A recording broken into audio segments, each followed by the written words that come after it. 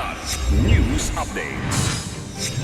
Mga balita ngayon, 2 miyembro ng NPA patay sa magkahiwalay na engkwentro sa Negros Occidental. Polis na 7 araw nang nawawala, natagpo ang patay sa septic tank sa Bulacan. Aktibong kaso ng Nipah virus hindi pa naitatala sa Pilipinas ayon sa DOH. Ako po si Cesar Soriano para ihatid ang mga nangungunang mga balita sa buong kapuluan. Ngayon, 2 hinihinalang natitirang miyembro ng Communist Terrorist Group o CTG ang napatay sa magkahiwalay na engkwentro laban sa mga tropa ng 94th Infantry Battalion ng Philippine Army noong Biyernes, Enero at 30 sa Barangay Biao, Binalbagan, Negros Occidental. Ayon sa militar, naganap ang unang sagupaan bandang alas 2:50 ng madaling araw sa sitio Hacienda Dama matapos makatanggap ng ulat hinggil sa presensya ng mga armadong rebelde. Isa ang napatay na kinilala sa alias na Dante, Financial Logistics Officer ng Central Negros 2. Nasamsam sa engkwentro ang isang M16 rifle. Muling nagkaroon ng sagupaan bandang alas 4 ng hapon sa sitio Apito, kung saan isa pang CTG member ang napatay na si Reynaldo Erecre alias Amik at narecover ang isang kalibre 45 na pistol.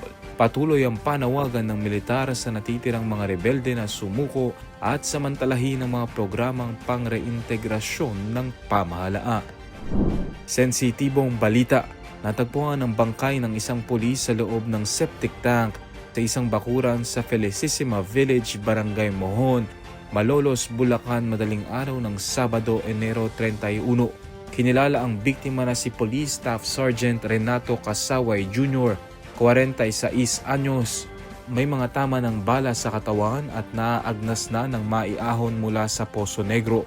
Huling nakitang buhay si Kasaway noong Enero 24, mismong araw ng kanyang kaarawan, matapos umanong magpaalam sa asawa na pupunta sa Malolos sakay ng motorsiklo.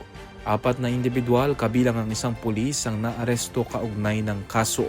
Nakremate na at kasalukuyang pinaglalamayan ng biktima sa Baliwag, Bulacan habang patuloy ang investigasyon. Panawagan ng pamilya para sa hustisya. Tiniyak ng Department of Health o DOH na wala pang naitatala o namomonitor na aktibong kaso ng Nipah virus sa Pilipinas. Ayon kay DOH Assistant Secretary Albert Domingo, nakahanda na ang pamahalaan sa pagpapatupad ng mga hakbang upang maiwasan ang posibleng pagpasok ng sakit sa bansa. Ipinaliwanag ni Domingo na ang mga sintomas ng Nipah virus ay kahalintulad ng trangkaso tulad ng lagnat at pananakit ng katawan, ngunit maaari itong mauwi sa malubhang kondisyon. Sa kabila nito, pagtitiyak ng DOH, mababa ang posibilidad ng outbreak ng naturang sakit dahil sa mababang transmission rate nito. Huling naitala ang Nipah virus sa Sultan Kudarat noong 2014, ngunit na-contain di. Isa itong zoonotic virus na galing sa infected na hayop gaya ng fruit bats at naipapasa sa tao sa pamamagitan ng kontaminadong pagkain o person-to-person contact. Para sa Kidlat News Channel, ako si Renzo Lenon, nag-uula. ako po si Cesar Soriano, kasama nyo sa bawat pagputo ng balita.